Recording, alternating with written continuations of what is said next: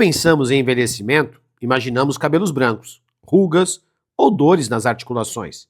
Mas existe uma mudança silenciosa que começa muito antes disso e que poucas pessoas conhecem: a perda progressiva da massa muscular.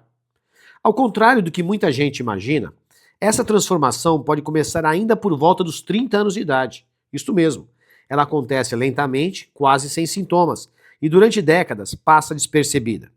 O problema é que quando seus efeitos finalmente aparecem, já houve uma perda importante de força, metabolismo e capacidade funcional. A boa notícia é que esse processo não é inevitável. Hoje sabemos que a musculatura responde ao treinamento praticamente durante toda a vida. Mesmo pessoas acima dos 70 ou 80 anos conseguem recuperar força e massa muscular quando recebem os estímulos corretos. Nesse vídeo, você vai entender por que começamos a perder músculos tão cedo, quais são as causas desse processo, como ele afeta seu metabolismo, sua saúde e sua expectativa de vida, e principalmente, o que fazer para impedir que essa perda comprometa sua qualidade de vida no futuro. Olá pessoal, tudo bem? Professor Rogério Lucena, e hoje vamos falar sobre essa perda de força a partir dos 30 anos de idade. Isso mesmo, isso não acontece na fase de idoso, isso acontece na fase jovem. E nós vamos entender, através de alguns artigos, como realmente essa força vai diminuindo durante o processo. Então eu quero já pedir de cara que você se inscreva no canal, deixe o seu like, faça o seu comentário. Se esse vídeo realmente fizer sentido para você, deixe o seu comentário no final. Podemos conversar e responder algumas dúvidas que você possa ter. E outra, seja membro do canal, seja uma pessoa incentivadora desse projeto. Nós temos 2 vídeos toda semana e um material exclusivo para quem é membro do canal. Conto com a sua participação. Ah, já estava esquecendo. Tem uns tagzinhos do Mercado Livre, da Shopee aparecendo aqui embaixo. Se você, quando você quiser fazer uma compra no Mercado Livre, na Shopee, você pode entrar pelo canal. E eu agradeço, porque quando você clica e entra pelo canal, uma comissão que era dada para qualquer outro é dado ao canal. Não sai do seu bolso. O Mercado Livre, a Shopee, pagam uma comissão para nós do canal. E isso ajuda demasiadamente. Vocês não sabem como isso é importante. Conto com a sua colaboração. Vamos analisar agora isso um pouco mais a fundo, mergulhando nessa perda de força a partir dos 30 anos de idade. Um aspecto pouco conhecido é que nem sempre a primeira alteração é a perda de músculo. Em muitos casos, a força diminui antes da redução significativa da massa muscular. Isso acontece porque o envelhecimento também afeta o sistema nervoso. Há uma perda gradual de neurônios motores, redução das unidades motoras e menor velocidade de condução do impulso nervoso. Em outras palavras, o cérebro passa a recrutar menos fibras musculares durante um movimento. Por isso, muitas pessoas dizem que continuam com o mesmo corpo, mas percebem que estão mais fracas, cansam mais rapidamente ou têm dificuldade para carregar peso, levantar da cadeira ou subir escadas. Essa redução de força é chamada de dinapenia. Isso mesmo, dinapenia. É considerada um dos principais fatores associados à perda da independência funcional durante o envelhecimento. Nesse gráfico, a gente vai observar o declínio de força. É isso que eu vou mostrar. É um gráfico comparativo entre sedentário e a pessoa que treina a força. E a gente pode observar que o sedentário em vermelho, nessa linha vermelha, ele pode mostrar que a partir dos 30 anos de idade, a força muscular começa a diminuir de forma progressiva, uma perda aproximadamente de 10% por década a princípio. Essa redução ocorre porque o envelhecimento favorece diversos processos fisiológicos. O resultado é uma perda contínua da capacidade de realizar tarefas simples, levantar-se de uma cadeira, subir uma escada, carregar compra ou recuperar o equilíbrio após um tropeço. Com o passar dos anos, essa redução da força aumenta o risco de quedas, fraturas, hospitalizações e perda de independência. Já aqui em verde, podemos comparar com os treinados. A pessoa que treina nessa linha verde representa uma gama da população que melhora a sua qualidade de vida. Ao longo dessa vida, a gente observa que o declínio é bem menor. A perda é muito menor, em torno de 2,8% por década. Essas informações são provenientes de artigos científicos que vocês podem observar e ler no final desse material, lá na descrição. A gente observa que, ao praticar a musculação ou o trabalho contra a resistência, acontecem adaptações fisiológicas. Mesmo que o envelhecimento continue acontecendo, porque é algo que a gente não consegue frear, o treinamento de força desacelera significativamente esse processo. Em vez de apenas aumentar músculo, ele preserva a função corporal, ele melhora a autonomia e a qualidade de vida.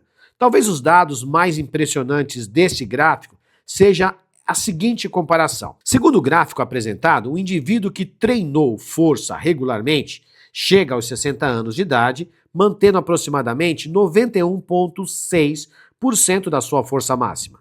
Já um sedentário de apenas 40 anos de idade apresenta cerca de 90% da força máxima. Em outras palavras, uma pessoa que treina força aos 60 anos pode possuir mais força muscular do que um sedentário 20 anos mais jovem. Isso significa que o treinamento de força não impede o envelhecimento, mas reduz drasticamente seus efeitos funcionais. Na prática, o exercício, entre aspas, rejuvenesce a capacidade física, enquanto a idade cronológica continua avançando. A idade funcional do sistema muscular envelhece muito mais lentamente. Essa é uma das principais razões pelas quais o treinamento de força é hoje considerado uma das intervenções mais eficazes para promover longevidade saudável. Não se trata apenas de viver mais anos, mas de chegar à velhice com independência, mobilidade e capacidade para realizar as atividades do dia a dia. Conseguimos entender, através desse gráfico de um estudo que eu coloquei aqui para vocês, que pessoas que treinam e pessoas que não treinam vão ter declínio. Aqueles que não treinam, o declínio é mais íngreme. Chega de 10% por década, é muita coisa. E aquele que treina, o declínio é mais suave, é mais sutil. E quando nós comparamos faixas etárias de sedentários e treinados fisicamente, isso salta aos olhos. É muito importante a gente ter em mente. Uma pessoa com 60 anos com o mesmo vigor de força de um sedentário aos 40. Você lembra quando você tinha 40? De repente você tem até menos do que 40. Mas presta atenção como isso é importante.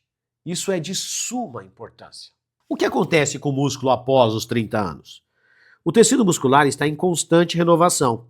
Todos os dias, nosso organismo degrada proteínas musculares, proteínas antigas, e produz novas proteínas para manter a estrutura e a função do músculo. Esse equilíbrio é conhecido como balanço proteico.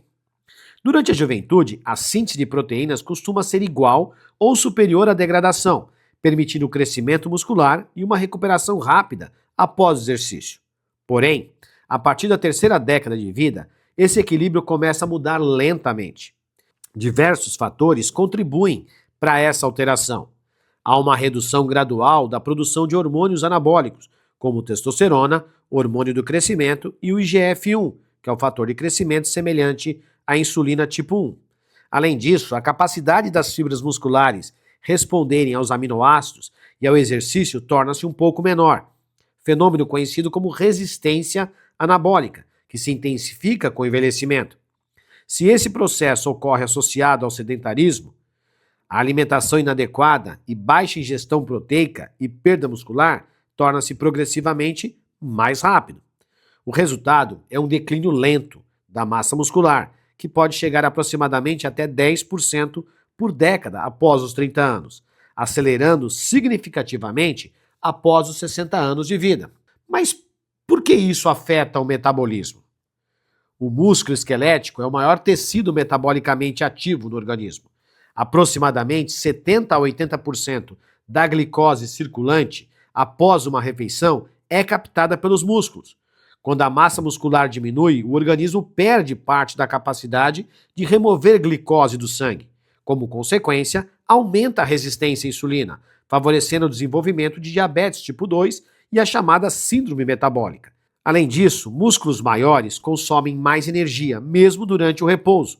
Embora o metabolismo basal dependa de diversos fatores, A preservação da massa muscular ajuda a manter um gasto energético diário mais elevado. Um outro aspecto importante é que o músculo funciona como um reservatório de aminoácidos utilizado em situações de doença, cirurgia e infecções. Pessoas com pouca massa muscular apresentam maior dificuldade de recuperação nessas situações. Preservar a massa muscular é essencial para o metabolismo mais saudável. E a pergunta é: o que acelera essa perda? O que será que está acelerando essa perda?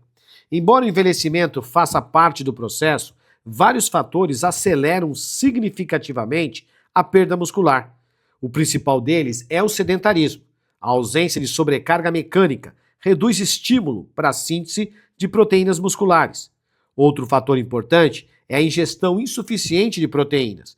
Com o avanço da idade, o músculo torna-se menos sensível aos aminoácidos, exigindo uma ingestão adequada de proteínas distribuídas ao longo do dia. O sono inadequado, o excesso de gordura corporal, doenças crônicas, tabagismo e consumo excessivo de álcool também favorecem a perda muscular. Além disso, períodos prolongados de repouso, como internações hospitalares ou imobilizações, podem provocar perdas musculares importantes em apenas algumas semanas de vida. Parece notório que a necessidade da prática de trabalho contra a resistência, trabalho resistido ou musculação, como você queira chamar, é de suma importância para que essa perda de força, e não confundam, às vezes a gente vai falando no vídeo e acaba gerando uma confusão. Perda de força e perda de massa magra. As coisas se completam, mas a perda de força é algo que não é percebido e acontece décadas antes de uma perda muscular perceptível. Eu quero dar um testemunho para vocês agora. Eu tive um período de tempo com o meu sogro, que já tem 93 anos, internado.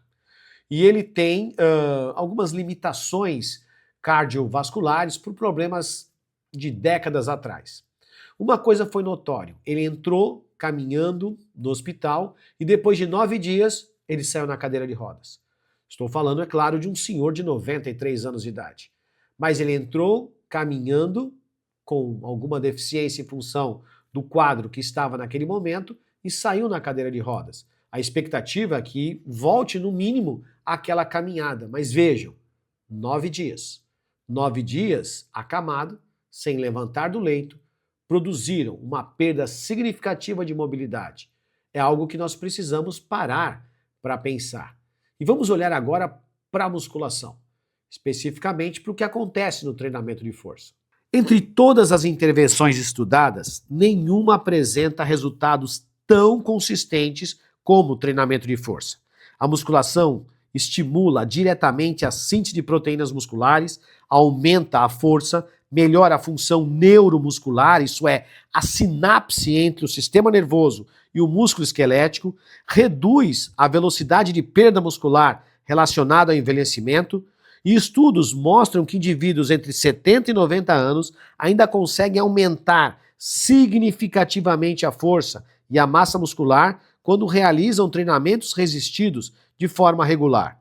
Além do ganho muscular, a musculação melhora o equilíbrio, reduz o risco de quedas, fortalece os ossos, melhora o controle glicêmico e aumenta a capacidade funcional. Por isso, atualmente, ela é considerada uma das principais estratégias para a prevenção da sarcopenia.